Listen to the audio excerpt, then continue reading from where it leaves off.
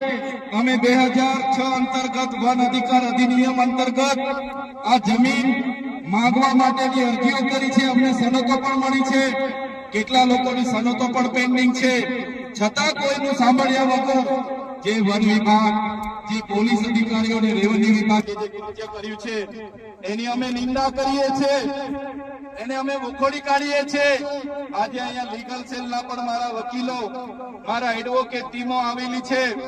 ત્યારે જ્યારે પણ આ કામને ન્યાયિક લડતની જરૂર પડશે, જ્યારે પણ આ ગામના લોકોને લીગલી લડતની જરૂર પડશે, ત્યારે પણ અમે તમારી સાથે છે।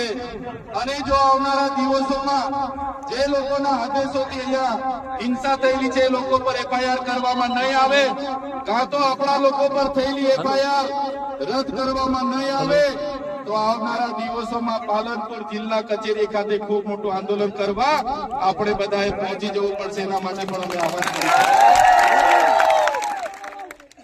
સાથીઓ, ગુજરાતમાં આપણે